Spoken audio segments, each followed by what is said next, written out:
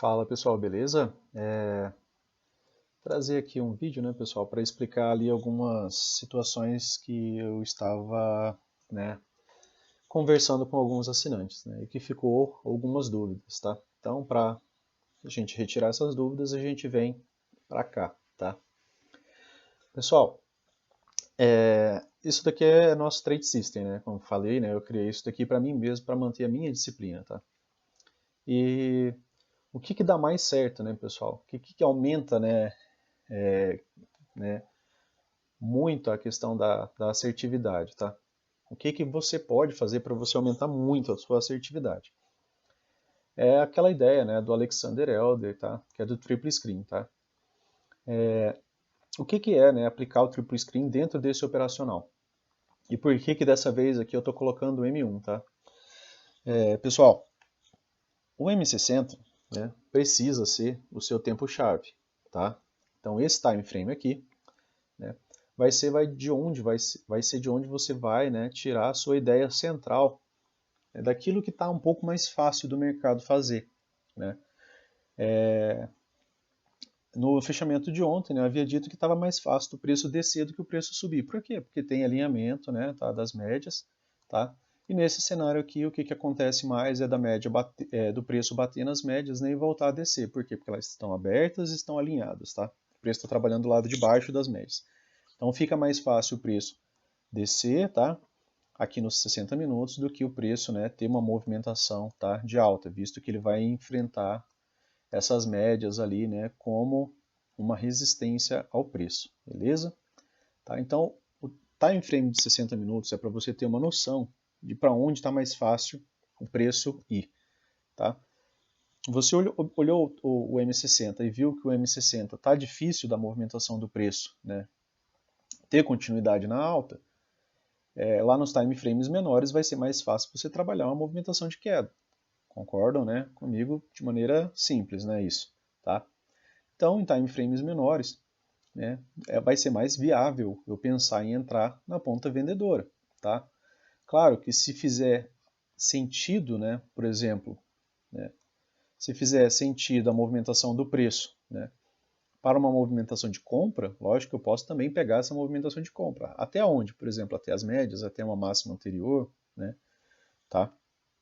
Por quê? Porque eu estou aqui agora nos 60 minutos numa movimentação de baixa, tá? Eu sei que para o preço, né, desenvolver para alta, o que ele precisa fazer? Ele precisa ir acima, por exemplo, da média móvel de 20. Na maioria das vezes ele vai gerar um pullback, ele vai testar, por exemplo, a média móvel de 60. Para que haja o rompimento, ele precisa vir acima dela, ter um fechamento um pouco acima. Depois, ainda assim, teria um novo pullback, né? Por quê? Porque a média de 50 vai acabar ficando flat, né? Tá? A de 20 também, né? É o comportamento normal. Isso vocês têm que se habituar, tá? E isso eu acabo repetindo praticamente todos os dias nos vídeos, beleza, pessoal? Então, né, o time frame dos 60 minutos me dá aquela ideia macro, né, de que lado, né, que tem mais probabilidade de eu entrar em trades mais assertivos, tá? Mas como eu falei, né, nada me impede, por exemplo, de eu ver, por exemplo, essa wedge aqui, tá? Que é a mesma wedge que foi falada no vídeo anterior, né? E de pensar, né, em possibilidade de compra aqui. É contra a tendência? É, mas está afastado das médias, tá? O preço veio, não tocou a 9 ainda, tá? Depois dessa movimentação de baixa. Agora sim tocou, tá? O preço ele volta para testar as médias. Se essa tendência não tivesse tão forte, ele já teria voltado até para testar 20, tá? Mas a pressão vendedora aqui, ela deu, né, uma boa, ela tá com uma boa força, né? Não chegou nem no 38.2, né? Falando em níveis de pullback, tá? Até então ainda precisa testar pelo menos o 38.2, como o dólar acabou fazendo ali no diário, tá? E por enquanto, né, quando você olha para isso daqui, ainda é mais fácil o preço descer do que o preço subir. Essa é a ideia. Às vezes vai estar numa lateralidade, né? Vai estar numa lateralidade como, por exemplo, isso daqui, né? Tá? É uma lateralidade. Se é uma lateralidade, eu posso começar a observar que se a barra seguinte vai ter continuidade, né? Porque normalmente em lateralidade, por exemplo, nos 60 minutos, tá? O que acaba ocorrendo, tá? Aqui em lateralidade, né? Por exemplo, aqui nos 60 minutos. quando o preço vem testar, né, novas máximas ou novas mínimas, ele tende a falhar. Se ele lá no time frame menor começa a me deixar essas ideias de falha, beleza, né, eu tenho o que fazer, tá? Aqui, ó, veio testar nova máxima, tá? Veio testar aqui nova máxima, tá? E acabou revertendo, a próxima barra desce, tá? Então aqui nos 60 minutos eu tenho possibilidade de trabalhar, né? Quando as médias estão assim, ó, juntas, tá? Aqui, né, tava uma tendência de alta, né? Médias abrindo, tá? Aí o que ele encontra? Encontra um wedge ali, né? Eu sei que rompimentos de linha de tendência é difícil, tá? 80% das vezes falha, assim como eu sei que aqui 80% das vezes falha, principalmente se estiver longe das médias, tá? Ele não tinha nem testado a 9 nenhuma vez, tá? Então, com base nessa ideia aqui, o que a gente começa a pensar? Se o preço volta a subir, aqui ele pode gerar uma lateralidade, tá? Também. Por quê? Porque a média de 20 vai alinhar, né? Ela perde essa... Né? Ela estava descendente, ela começa a ficar flat. Se ela começa a ficar flat, né? Aí as coisas complicam, né? E aí fica a lateralidade, ela pode ficar subindo e descendo aqui e falhando, falhando nova máxima, falhando nova mínima, né? Tá? Mas a ideia é essa, você conseguir casar, por exemplo, uma ideia de tendência, por exemplo, dos 60 minutos para que você não entre, tá? Cegamente contra, né, uma tendência de um time frame maior, né? Porque no time frame maior, quem está jogando aqui? Aqui quem está jogando são os players maiores, quem realmente movimenta o mercado. E se por hora eles estão movimentando o preço para baixo, né? Acaba sendo interessante, por exemplo, eu pensar em vender alto, aqui, vender alto, aqui, vender alto, aqui, tá? Em localizações estratégicas, tá? Se eu for comprar, eu tenho que comprar em pontos que façam sentido, né? Como isso daqui, né? Era um terceiro teste, tá? De uma linha de tendência, então aqui eu tinha uma wedge, beleza? E aí, por exemplo, você vem aqui para os 5 minutos, né? Aí você vai casando as informações dos tempos gráficos. Você estava lá olhando o M60, certo? No M60 você viu que abriu com gap de baixa, né? Aí o preço abre aqui nesse gap de baixa, já veio fazer novos testes de mínima, aqui tinha uma região de resistência por volume, né? Tá? Vou trocar aqui porque é esse aqui o correto, tá? E aí o preço vem fazer um pullback nas médias. E o que você estava esperando, né? Você viu que nos 60 minutos você tinha candles vermelhos, né? Você viu que o preço trabalhando de um lado só das médias, né? Então o que estava mais fácil? Estava mais fácil do preço cair, tá? Então se você vende, por exemplo, nesse primeiro gatilho aqui, tá? Aqui eu estou trabalhando 5 minutos, só para a gente montar a ideia, tá? 5 minutos é interessante por quê? Porque você também consegue ver aquela ideia da wedge, tá? Né? Que é daquela formação, né? Que você marcou lá dos 60 minutos. Nos 5 minutos você também consegue ver, né? Claro. E normalmente quando a gente faz isso daqui, ele dá um lag, né, de localização. Né, quando você troca o time frame. Infelizmente a Neologic ainda não corrigiu isso. Tá? Então ele acaba deixando esse espaço, né? Tá? E aí você tinha, né, uma wedge aqui. Você tinha uma wedge com fundo duplo. Tá? Beleza? Até então aqui você não tem gatilho de compra nenhum. Tá? Gatilho de compra aqui vem tardio. Né? E aí você está aqui nos 5 minutos vendo a movimentação do preço. Né?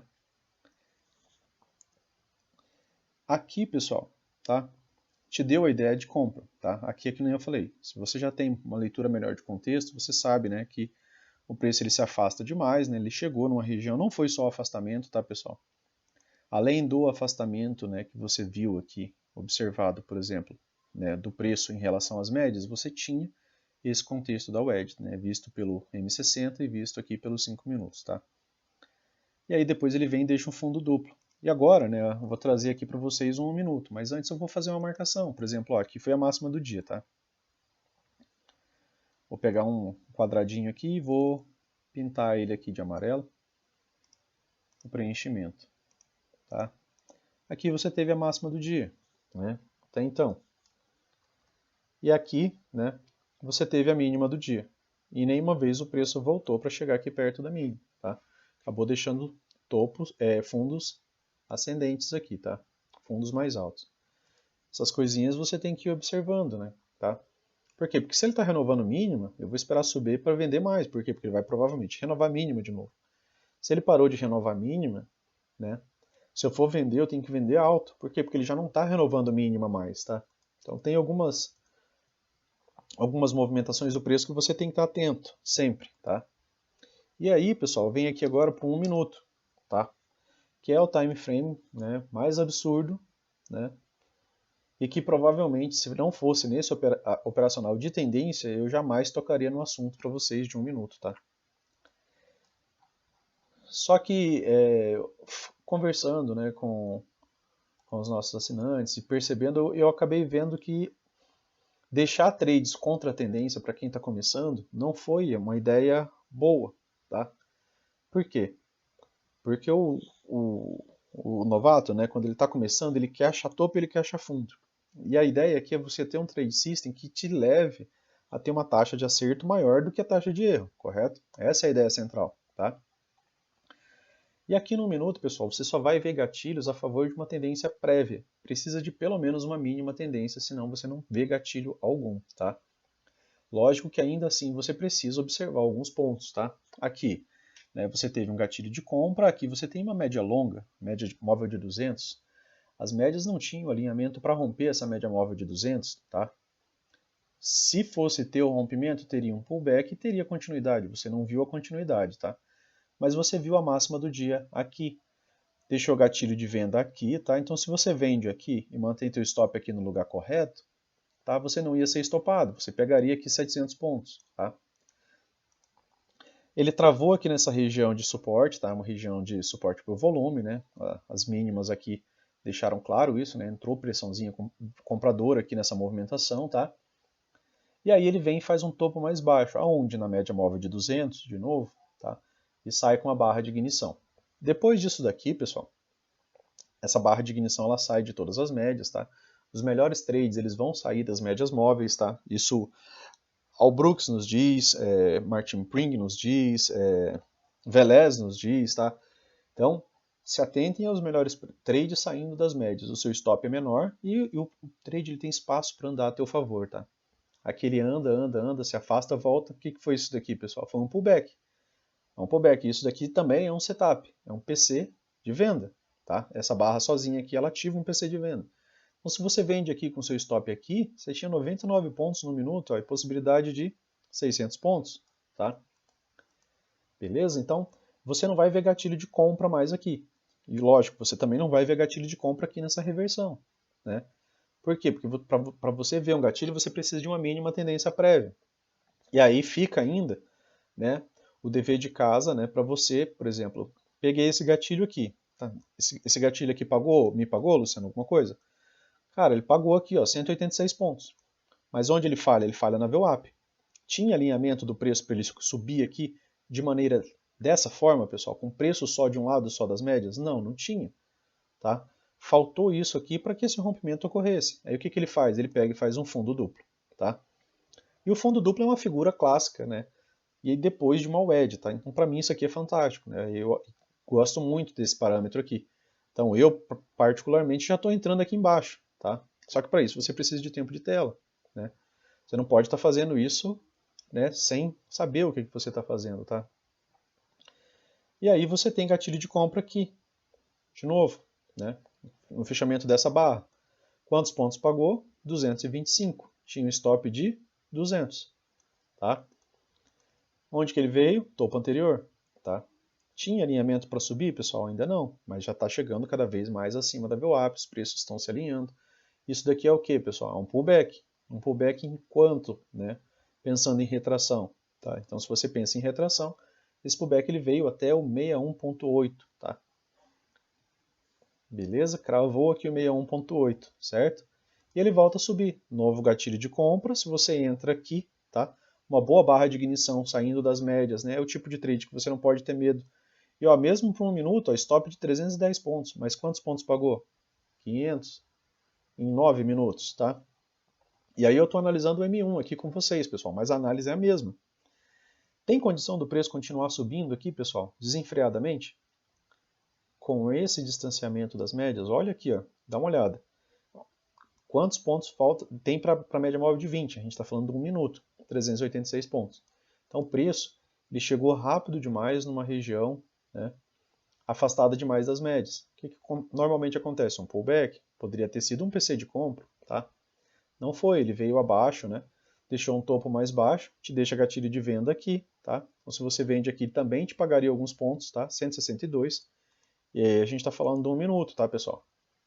Onde que o preço travou? Região de suporte por volume, fundo anterior, tá? Aqui. Aqui tinha outra região, tá? Que foi praticamente onde tocou, né? E aí o preço volta, né? Para tentar fazer uma movimentação de alta. Aí você de novo, né? Fica para você a observação. Aqui ele fez um fundo mais baixo. Para manutenção da tendência de baixo, o que você gostaria de ver? Continuidade aqui, tá? Fundo mais baixo. Teve? Não. O que ele fez? Ele está deixando fundos mais altos. Então, se ele está deixando fundos mais altos, né, já deu gatilho de compra aqui, ó. Até onde, pessoal? A gente está falando de 1 minuto. Até a média móvel de 200, 121 pontos, tá? Está saindo aqui de movimentação de médias flat, né? Na verdade, aqui você não devia nem estar entrando, né? Tá? Médias flats e todas juntas, tá? Mas mesmo assim pagou alguns pontos. Aqui, barra de ignição, tá? Rompendo a média móvel de 200, deixa pullback na barra anterior. O que é isso daqui? Barra vermelha ignorada, tá? Então, são alguns conhecimentos que a gente vai repassando vídeo após vídeo. Barra vermelha ignorada, né? Essa barra aqui é uma barra de baixa, tá? Ela fecha mais que 30% aqui da barra de ignição, tá? Da barra elefante. Isso aqui é a ideia do Oliver Vélez, então tem gatilho de compra aqui, tá? Se você comprou aqui agora, isso aqui é um Fab 4, tá? A partir dessa movimentação de alta, ele começa um Fab 4. E quantos pontos ele paga? 420 pontos em 24 minutos, tá? Aqui ele chegou naquela região da máxima da primeira barra, né? Que foi a primeira máxima da manhã. Aqui, afastado das médias, eu tenho que estar realizando lucro, tá?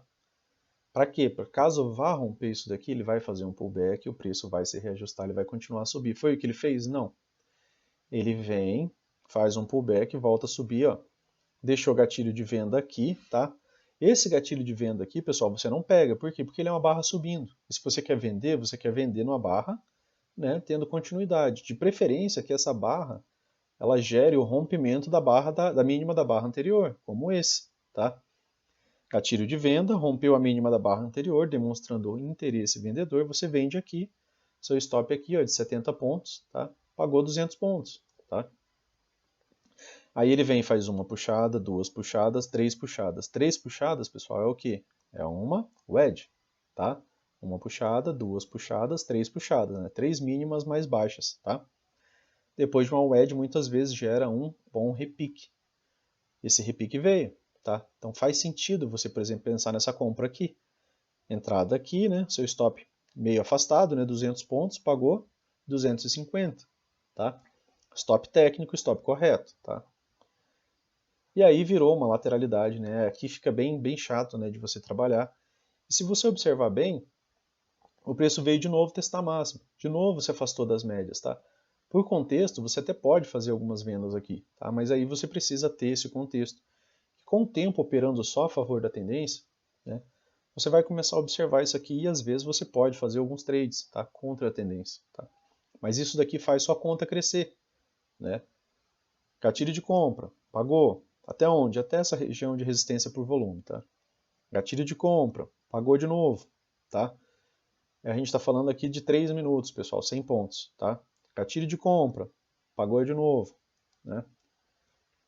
Você pode ver que você não está tendo gatilho de venda nessa movimentação, você só vê gatilho de compra. Por quê? Porque isso é a tendência prévia, tá?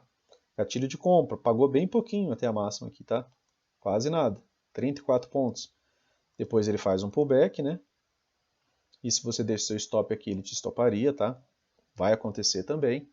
Então, se você entra aqui, pagou mais alguma coisa, né? Aí aqui começou a ter gatilhos de venda, tá? Mesmo no 1 minuto. E a gente tem aquela ideia montada lá do M60, né? Que quando ele chega nessa região de topo, ele começa a descer. Então, se você vende aqui, tá? Você vendeu aqui, correto? Primeiro gatilho. Você vende aqui, tá? Seu stop está aqui nesse topo anterior, né? Você teve a possibilidade de pegar 390 pontos, tá? E aí ele não veio, né, renovar mínima, né? Porque ele veio deixando fundos cada vez mais altos, né? Aí o que o preço faz de novo? Te deixa gatilho de compra só aqui, tá? Então você não vai ter gatilho de compra aqui no início da reversão, precisa de uma certa tendência prévia, né? Tá? Médias ficaram flats, né? Aquela situação que eu falei para vocês que pode acontecer lá do M60, né? Dele romper, por exemplo, a média móvel de 20, ele rompe a de 60, depois o que ele faz? Ele faz um pullback, se reajusta, né? Deixando aqui um fundo mais alto, tá? E aí novo gatilho de compra e aqui mais boa pontuação, tá? 390 pontos com stop de 90, tá? 98. Beleza? Chegou de novo, pessoal, aqui naquela região, ó. Deixou o gatilho aqui, tá? Deixou o gatilho aqui de novo, ó. Stop aqui de 88 pontos, pagou 150, tá? Chega de novo naquela região marcada, né, que é aquela região de máxima do primeiro candle. Aí você vai observar que você já não pode mais estar pensando, né, em compras. Quando você pode pensar em compra, por exemplo, numa máxima que não foi testada? Depois que rompe, né, volta para fazer o pullback, aí você pensa em entrar mais baixo aqui, já antes do rompimento do próximo pivô, né? Porque se as médias estão alinhadas e vai ter continuidade, né, que é igual isso daqui, tá? Você entra aqui, né, já esperando que esse pivô aqui seja rompido, tá?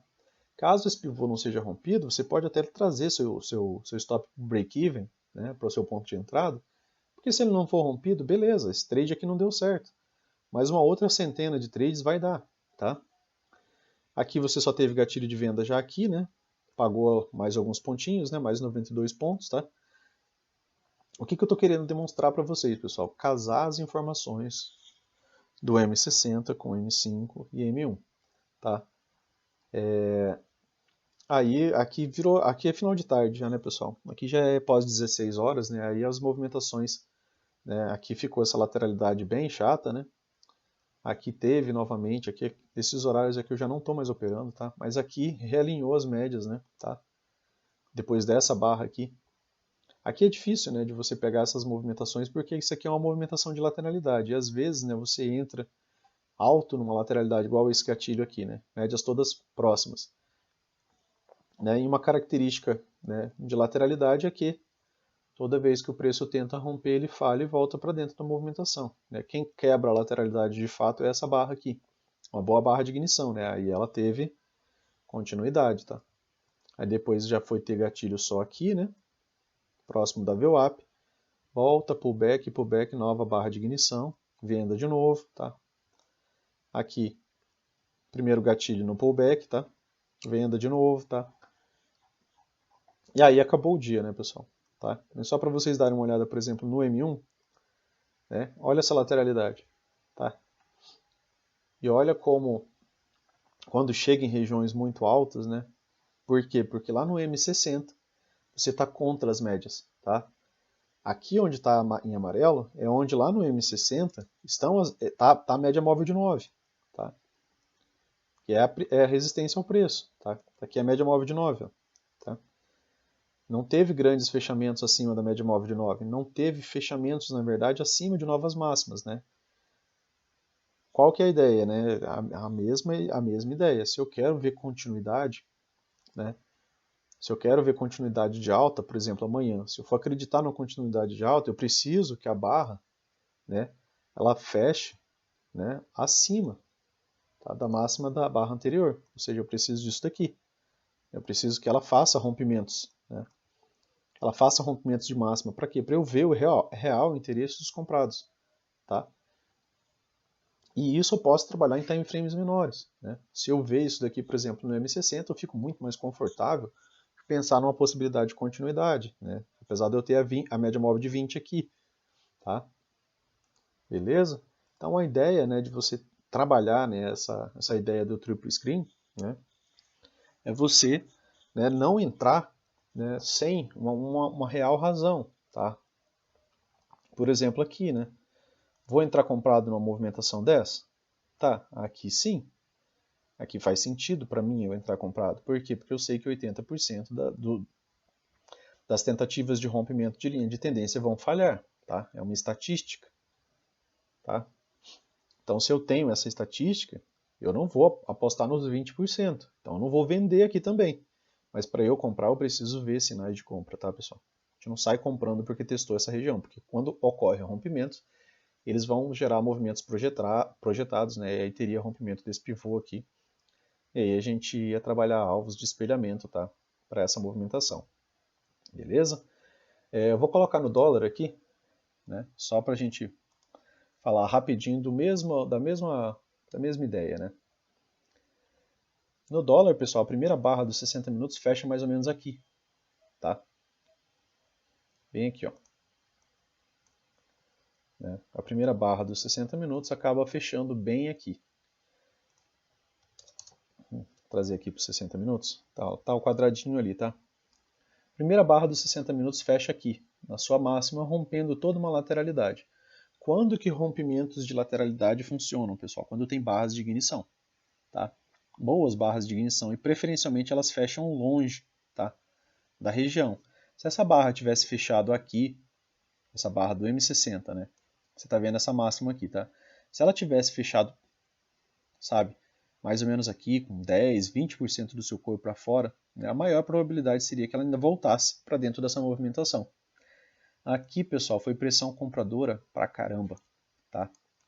Ela rompe toda essa região de lateralidade aqui. Já estava um pouco mais fácil do preço subir que o preço descer, né? Pelo que a gente havia visto das médias, tá? E a próxima barra você vai esperar o quê, né? Numa barra elefante dessa aqui dos 60 minutos de 74 pontos. Que ela vai voltar de uma vez? Não, né, pessoal? Provavelmente ela vai ter algum tipo de continuidade. Por quê? Porque isso aqui é muita pressão, tá? Isso aqui é muita pressão compradora. Isso aqui é quando o Al Brooks fala que aqui você consegue ver que você tem gap na hora que ela chegou mais ou menos aqui já, tá? Você ia ter um gap aberto, tá? Aqui você tem um gap aberto agora gigante, né? Que é toda essa movimentação, né? E ali nos time frames menores, né, você vendo essa barra, por exemplo, tendo deslocamento, né, com todo esse alinhamento aqui, né, aí você não pensa em sair, né, pessoal, enquanto você não tiver, né, uma forte razão. Ó. Se vocês observarem, nem nos 2 minutos ele não toca a média móvel de 20 até esse momento aqui. Tá? Então também é uma forma de vocês conduzirem trades em dias de tendência. Né? Você só sair, por exemplo, quando você vê uma barra de exaustão, né, ou quando atingir, por exemplo, um ponto muito afastado lá da M60, né? Uma razão, né? Você precisa de uma razão, beleza? E aí você teve gatilhos aqui no M2 também, né? Só a favor de uma tendência inicial, né, pessoal? Tá? O dólar, eu não recomendo que vocês usem ele no M1 porque o volume, né, negociado nele ainda é menor do que o do índice, tá? E aí ficam os candles com gaps abertos, tá?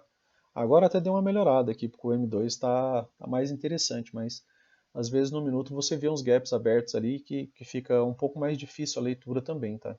E também pode te levar, né, em momentos que o mercado está com menos liquidez, né, uma pessoa com a mão pesada, né, pode gerar uma movimentação ali meio complicada ali, né, pro preço, tá?